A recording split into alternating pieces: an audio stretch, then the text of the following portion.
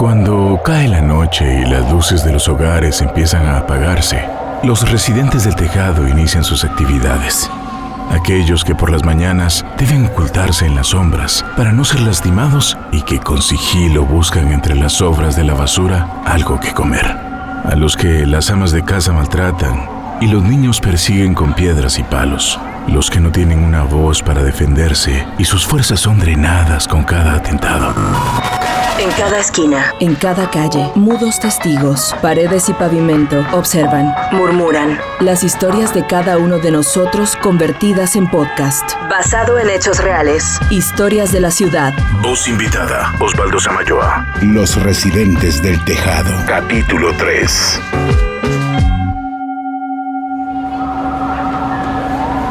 La vida del nómada tiene sus ventajas, así como sus complicaciones. Nunca se pertenece a un lugar en su totalidad. Las circunstancias de la calidad de vida lo fuerzan a huir cuando considera que es momento de hacerlo, y así seguir su camino por el trayecto de la vida, sin un rumbo estipulado, sin un conteo de millas, llenándose de soledad conforme el avanzar de sus pasos sobre la tierra que pisa, hasta que el camino le vuelva a permitir otro contacto, tal vez benevolente, o tal vez no.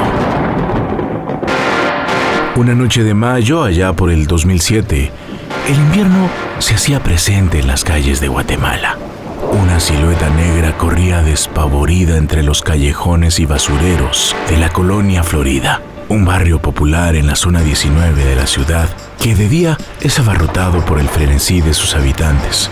Por la noche, las ventas callejeras, la música y los curiosos rondan las calles. Aquella noche, dadas las condiciones climáticas, era la excepción. Todo el entorno era peligroso. Torrentes de lluvia y viento impedían la movilización. Las calles estaban inundadas. Los relámpagos caían tan cerca que solo bastaba el estruendo del sonido para alterar a los animales callejeros e indigentes que vivían en las banquetas de la zona 19. La silueta negra seguía corriendo hasta el cansancio. Sus extremidades temblaban. Su corazón latía tan fuerte que empujaba su tórax unos cuantos milímetros fuera de su lugar. En medio de la oscuridad y casi sin esperanzas, logró subir al tejado de una casa humilde hecha de bloc, misma que tenía un pequeño cuarto a medio terminar. Como pudo, se las ingenió para ponerse a salvo de la lluvia. Se sacudió y temblando de frío se acurrucó, abrazando sus extremidades escuálidas, protegiendo su vientre a como diera lugar.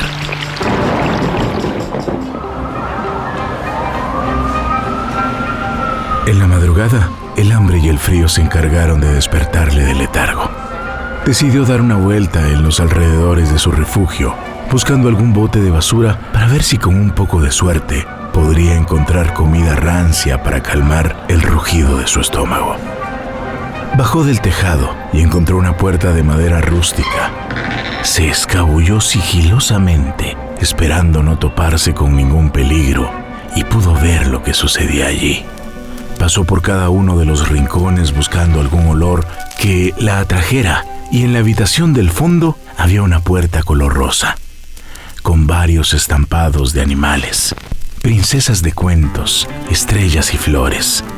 Sonaba música de carrusel y la voz de una niña que tarareaba al compás de su caja musical. La puerta estaba totalmente cerrada y al acecho se encontraba un niño con una camisa vieja salpicada con sangre. En sus manos sostenía un cuchillo de mesa y un paquete de fósforos. Estaba buscando la manera de entrar a la habitación como diera lugar. La niña de la habitación se llamaba Susana. Era jovial y curiosa. Le encantaba pasarse las tardes explorando el jardín que su papá cuidaba con tanto esmero, y por las noches se dormía arropada en su cobija favorita. Se dejaba llevar por los sueños tan vívidos que tenía, esperando ansiosa la mañana siguiente para poder ir a la cocina a contárselos a su mamá mientras preparaba el desayuno. Papá trabajaba como cajero en un banco y mamá se quedaba en casa haciendo las tareas del hogar. Su vida parecía sacada de un libro de cuentos, pero como en todo relato infantil, el antagonista no tarda en hacerse presente. Ella tenía un hermano 2 años mayor. Su nombre era Rubén. Él era un niño extremadamente violento. Cuando no se estaba aruñando los brazos, estaba destruyendo algún aparato en la casa o pateando los muebles sin razón. Era uno de esos inquietos de los que ni los mismos papás toleran. Se negaban a comprarle más cosas porque siempre las destruía. Se la pasaba todo sucio y lleno de costras. Su madre siempre lo veía muy pendiente a Susana, y ella, por el contrario, hacía visible el rechazo hacia su hermano. El motivo por el que Susana trataba de evitar a toda costa a Rubén era porque siempre que siquiera tenía contacto visual, él le jalaba el pelo, la empujaba hasta que caía al suelo o amenazaba con destruir sus muñecas. Él vivía en su mundo, siempre lleno de ira y rabia. En su habitación mantenía sus figuras de acción mutiladas y tenía el cuerpo lleno de moretones y rasguños, porque cuando no podía hacerle daño a su hermana o destruir algo que hubiese en la casa, su última instancia siempre era el autoflagelo. Los padres no hacían caso a las señales de violencia. Siempre creyeron que el motivo del comportamiento tan brusco de Rubén era porque él quería jugar con su hermana, mientras que ella constantemente lo estaba evitando. En ocasiones, a pesar que Susana se negaba y casi contra su voluntad, su madre, en un esfuerzo porque ambos convivieran, casi la obligaba a jugar con él. En ocasiones, cuando estaba cegado por la rabia y no tenía a alguien con quien drenarla, optaba por morderse la piel, hasta el punto de sangrar. A veces culpaba a Susana, misma que, a pesar de explicar que ella no había sido, se llevaba una severa llamada de atención. El niño era un caso complicado, pero al mismo tiempo sabía muy bien cómo jugar el papel de víctima frente a los mayores. Algo es seguro, Rubén tenía serios problemas de violencia que los padres, por decisión o por ignorancia, simplemente pasaban por alto. Susana, a pesar de tener un hermano problemático, vivía relativamente bien. Ya se había acostumbrado al acoso, así que prefería solo ignorar. Ella tenía casi todo lo que quería, excepto por algo que, por culpa de Rubén, sus padres no le habían querido conceder. Desde muy pequeña, sentía un gran afecto y atracción por los animales y deseaba con todo el corazón tener una mascota, pero sus padres se negaban rotundamente porque cuando ella era bebé, a Rubén le regalaron un cachorro, mismo que al cabo de 2 meses, sus papás encontraron en descomposición a raíz del olor fétido que emanaba de su habitación. Rubén, quien siempre había sido un niño violento, tomó una soga de fibra plástica y la amarró al cuello del perro, quien apenas podía respirar por lo ajustada que le había quedado. Dado que el pobre animal no podía caminar bien por la falta de oxígeno y sin palabras, batallaba por quitarse la correa como pudiera. Lo empezó a arrastrar contra el pavimento. Sus pobres patas iban apenas marcando el paso, y el perro empezó a hacer sonidos de ahogo. Hubo un momento en el que al niño le tocaba casi jalarlo de un lado a otro para que se moviera, hasta que después de un rato caminando en los alrededores de su patio, se dio cuenta de que el cachorro ya no ponía resistencia, y cuando volteó, se dio cuenta de que ya llevaba unos cuantos metros arrastrando el cadáver de un perro muerto, mismo que escondió bajo su cama durante semanas, hasta que la peste delató su crimen. Desde aquel día, las mascotas quedaron prohibidas en la casa de la familia Méndez. La madre de los niños era la única línea de defensa que tenía Susana ante su hermano, quien no desaprovechaba ningún instante para maltratar a su hermana. A veces llegaba sin ningún motivo o invitación al cuarto de Susana y la tiraba de su silla o le tomaba el brazo y la mordía hasta dejarle marcas, como lo hacía con su propio brazo. En otras ocasiones llegaba a abrazarla tan fuerte hasta que la pobre niña se ahogaba. Le quemaba cuadernos y rompía sus juguetes frente a ella.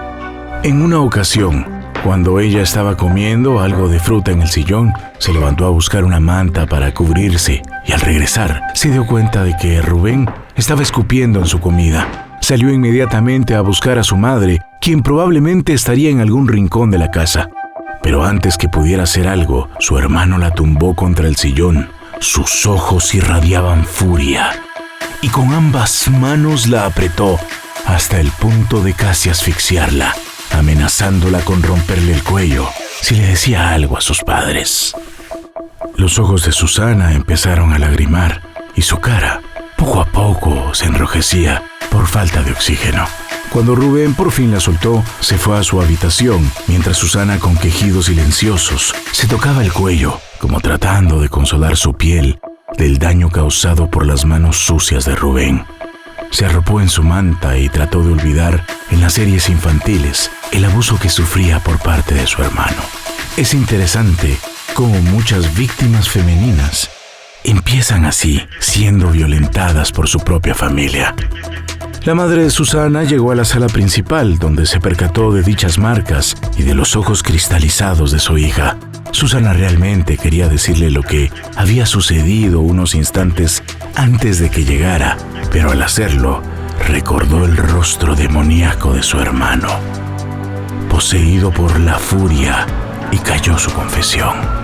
Le mintió a su mamá y le dijo que tenía alergia y que la molestia no la dejaba en paz. La mamá la trató con ungüentos y se sentaron juntas a ver televisión. Una oleada de desempleo atacó muchos hogares por el alza de precios de aquella época. Su padre había perdido el trabajo y cada vez eran más las cuentas que había que pagar, por lo que le tocó hacer distintos tipos de chapuces, como coloquialmente se le dice, a pequeños trabajos informales, dado que lo recaudado en las jornadas por Benjamín no era suficiente para las 4 bocas que había que alimentar. A su madre le tocó buscar trabajo también, y el calvario de Susana no hacía más que empeorar. Dado que no había nadie que vigilara a los niños al regresar de la escuela, no le quedaba más que someterse a la desquiciada voluntad de su hermano. La pobre niña corría a encerrarse en su habitación, muchas veces aguantando hambre hasta que sus papás llegaban. Todo con tal de no tener que toparse con el monstruo amenazante en el que su imaginación había convertido a su hermano. Para Susana había algunos días buenos, cuando su hermano desquitaba su furia con los niños de la escuela, ya que por las tardes la dejaba en paz. Pero cuando no podía hacerlo, su víctima era ella. Susana no se sentía segura con el constante acecho y los golpes que Rubén propiciaba en su puerta, quien le gritaba amenazas y le describía todo lo que le haría si no salía de la habitación. Ella solo se quedaba en una esquina, llorando quedito, para que tal vez así Rubén se marchara por fin. Mientras Susana lloraba, aquella vez escuchó que algo se movía entre los barrotes de su ventana. Al principio creyó que Rubén estaba tratando de colarse por ahí para entrar a su cuarto, por lo que se escondió bajo la cama. Ahí permaneció inmóvil, en silencio, con el corazón acelerado. El miedo la invadió en las sombras, porque si él lograba escabullirse entre los barrotes, ya ni siquiera las 4 paredes de su habitación serían un lugar seguro. Su padre y su madre estaban lejos y los vecinos no le prestarían atención. Entre la suciedad acumulada en el piso, no le quedaba más que resguardarse y esperar lo peor. Frente a ella se asomaban 4 patas sucias color negro. Estaban bastante flacas. 2 de ellas tenían heridas abiertas. La curiosidad le ganó y salió con cuidado debajo de su cama. Grata fue su sorpresa al ver una gatita color negro que la enamoró desde el primer instante. Tal vez fue por su corazón tan noble o por la posición de víctima que ambas compartían, pero hay que ser honestos. La pobre gata estaba en un estado terrible, así como el estado emocional de Susana. Probablemente había sido lastimada en una pelea callejera. El contraste era notorio al ver su cuerpo raquítico cargando una gran panza que se había acostumbrado a llenar con sobras de la basura. La pobre gata moribunda estaba embarazada y tal vez en su afán de buscar un refugio para poder tener a sus crías, se empeñó en hacerse un escondite en el cuarto de Susana. Con mucho cuidado se acercó a la gata, quien no puso resistencia. Tomó una de sus sábanas y la arropó. Se la pegó al pecho y se acostó con ella. Por un momento hubo paz. A la gata no le importaba lo que sucediera en los tejados. A Susana no le importaba el acecho de Rubén. En ese momento, solo se tenían la una a la otra. Y eso era más que suficiente.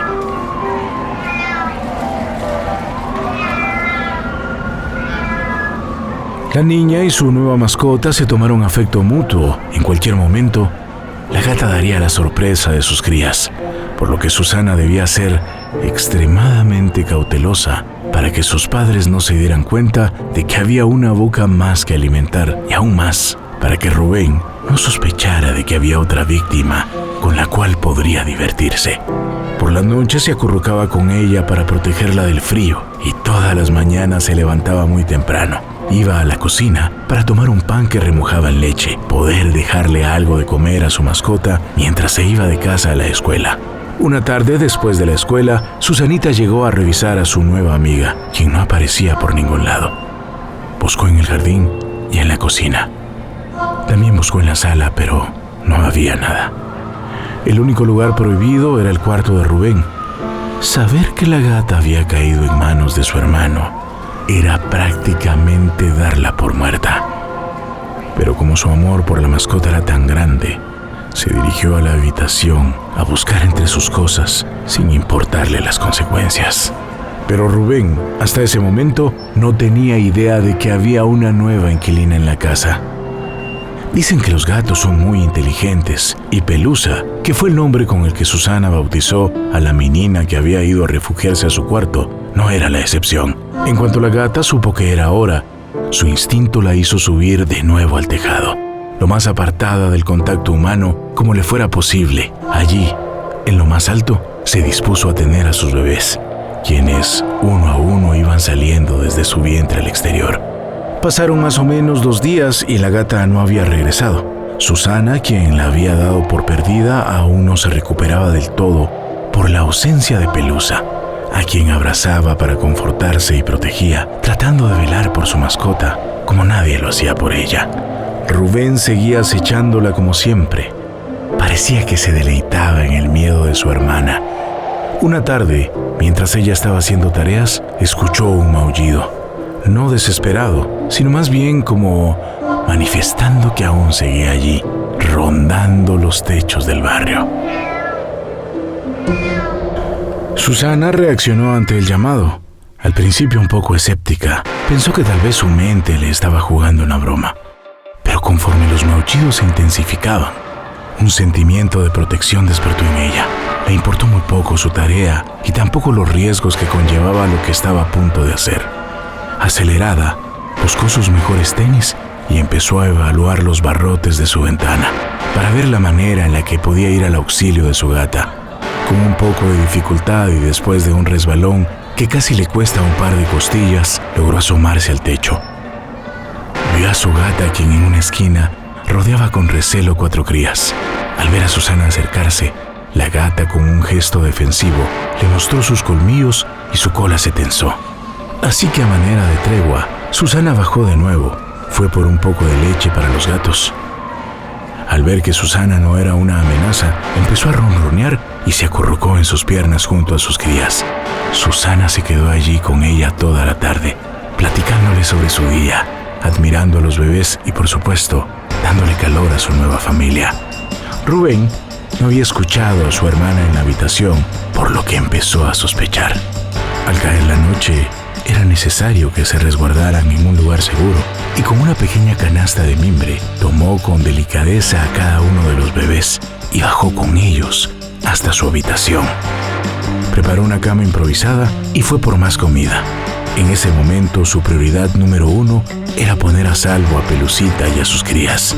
En lo que sus pocas posibilidades le permitían, hizo todo lo posible para que no les faltara absolutamente nada, hasta que estuvieran totalmente preparados para enfrentarse al mundo. Fue a la cocina, saludó a sus padres, quienes ya estaban allí, y se aseguró de que Rubén estuviera en su habitación. Lo más rápido que pudo fue por una tortilla y un poco de agua que les llevaría a los nuevos inquilinos.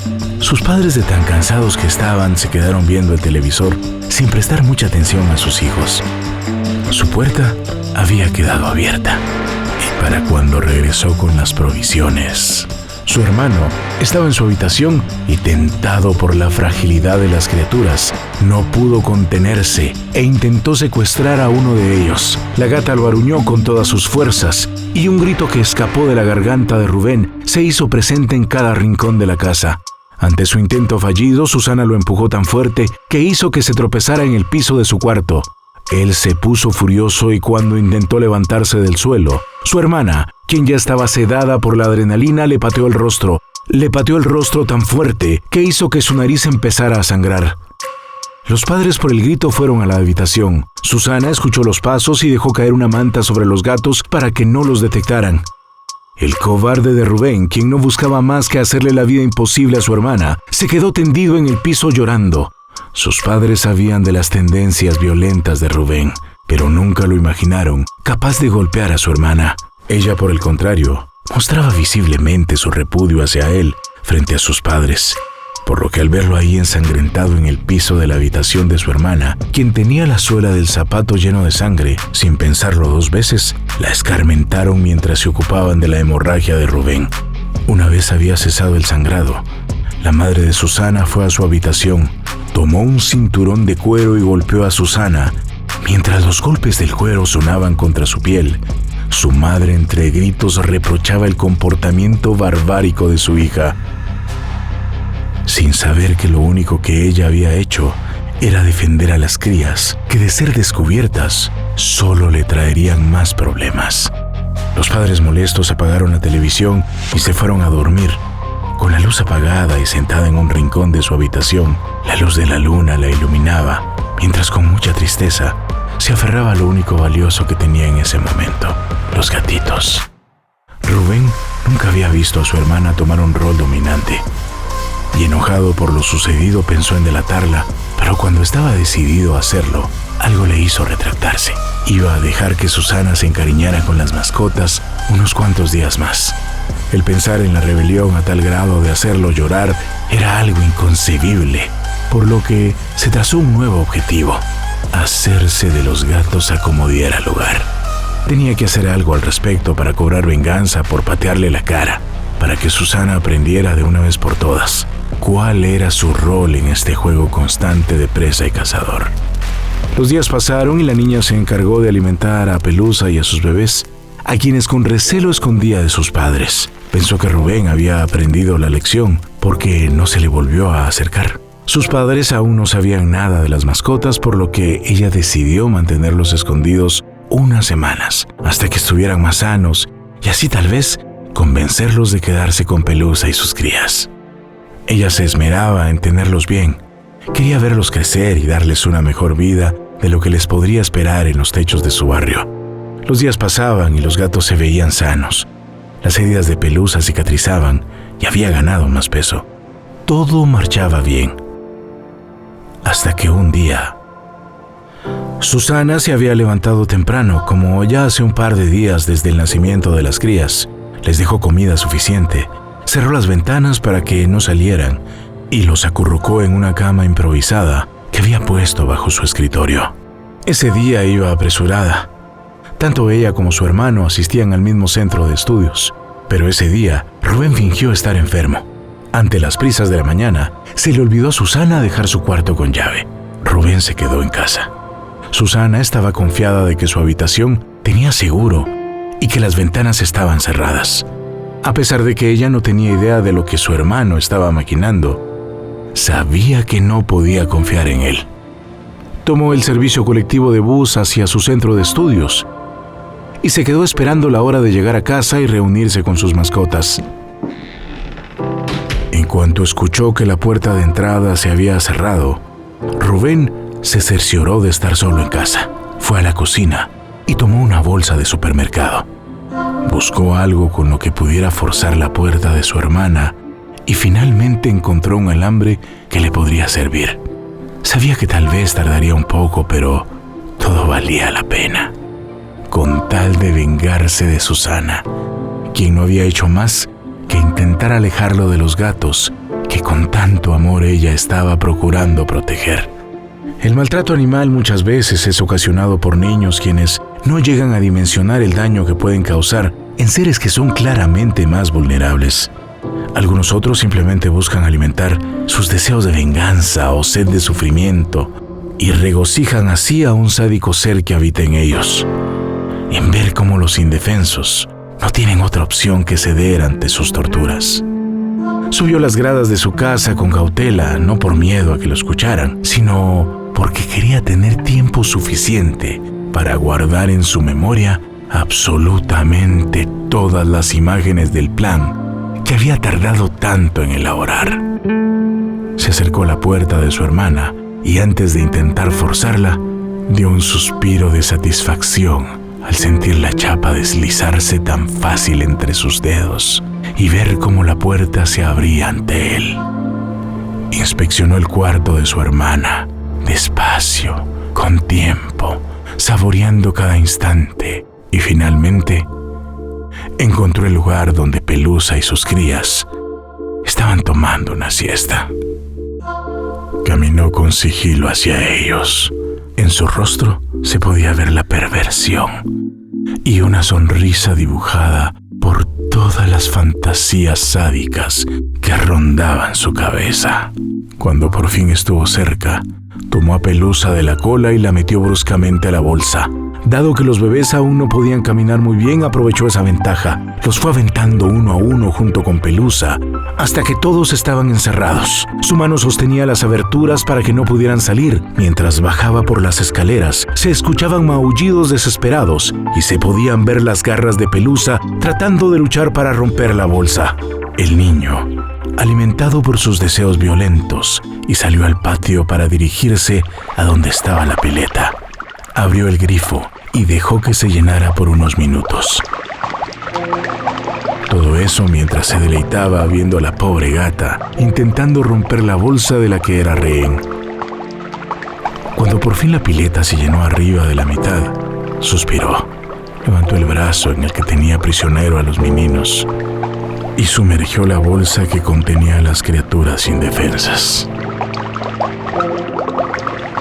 En cuanto los gatos sintieron que estaban siendo ahogados, ya no eran solo las patas de Pelusa las que batallaban. La bolsa se movía bruscamente y Rubén tuvo que hacer un esfuerzo inhumano para que el costal no se abriera. Se sostuvo el antebrazo con la mano que tenía libre, todo con tal de no dejarlos escapar.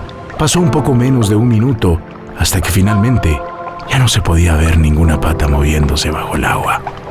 Rubén se tomó unos segundos para asegurarse que los infelices no le dieran ninguna sorpresa al sacar su mano de la pileta. Y cuando abrió la bolsa, no vio nada más que cadáveres, ahogados, con los ojos bien abiertos, viéndole fijamente, guardando en sus ojos para siempre el reflejo de su sádico verdugo. Todos los gatos habían luchado hasta el final, con tal de sobrevivir ante los juegos macabros de un niño perverso. Que Dios se apiade de las almas inocentes que sin saber lo que hacen, corrompen su futuro. Una vez habiendo terminado su cometido, buscó un lugar para poder esconder la evidencia que lo incriminaba contra aquel asesinato.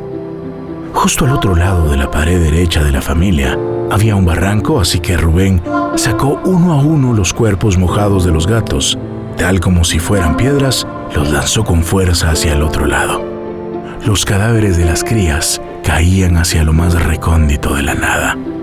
En el fondo de la bolsa aún estaba el cadáver de Pelusa, quien hace unas noches estaba sanando de las heridas, acurrucada en los brazos de su dueña temporal. Rubén sacó el cuerpo escurriendo de la cola y lo llevó hasta la habitación de Susana, donde la dejó tendida sobre la almohada de su hermana menor. Se puso a ver caricaturas en la sala, esperando ansioso a que Susana regresara del colegio para celebrar aquel macabro y enfermizo triunfo.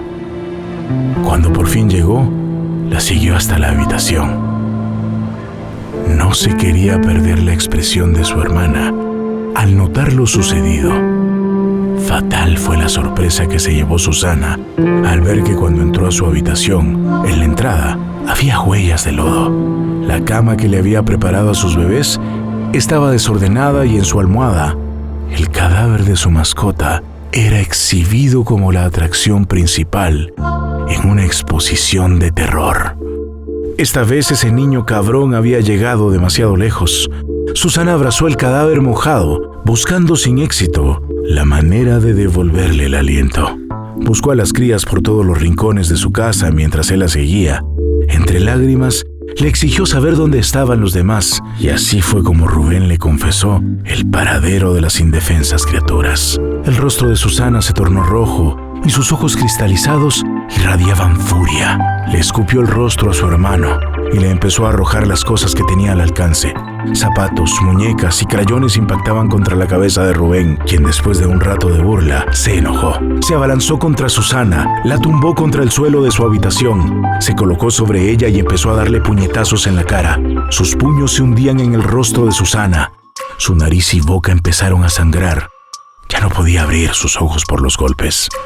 Empezó a llorar y con el rostro lleno de sangre le rogaba a Rubén por misericordia, y eso lo ponía aún más eufórico. Somataba su cráneo contra el suelo y le escupía. Después de los golpes se paró, y mientras Susana estaba en posición fetal, tratando de cubrirse, él la pateaba sin clemencia, impactando sus botas contra las costillas y vientre de su hermana, alimentando así al malvado ser sádico que habitaba en él. Estaba dándole una lección y continuó con el escarmiento, hasta que después de una patada en el pecho, Susana instantáneamente dejó de pedir clemencia. Ya no lloraba, ni se cubría el tórax. Solo estaba tirada en el piso como una muñeca de trapo. Pronto empezó a agitar el cuerpo de su hermana, exigiéndole que se levantara. Primero le gritaba, luego trató con más delicadeza de convencerla, hasta llegar al punto de rogarle al cadáver porque se levantara de ahí. Su corazón estaba latiendo rápido. Esa imagen tan vulnerable y macabra lo paralizó. Ante lo sucedido entró en shock. Se quedó con la mirada perdida viendo en dirección hacia el cuerpo de su hermana. Sus ojos estaban hinchados. Su nariz estaba rota por completo y de ella escorría una cascada de sangre que desembocaba en el piso. Y para cuando Rubén logró dimensionar la gravedad de sus actos, se escuchó el seguro de la puerta abrirse y la voz de sus padres, quienes, a voces débiles, platicaban entre ellos acerca de sus laboriosas jornadas. Mamá y papá caminaron hacia el cuarto del fondo, donde había luz, pensando que tal vez sus hijos estaban jugando mientras los esperaban. Pero al cruzar la puerta, solo encontrarían a Rubén con el semblante hecho pedazos.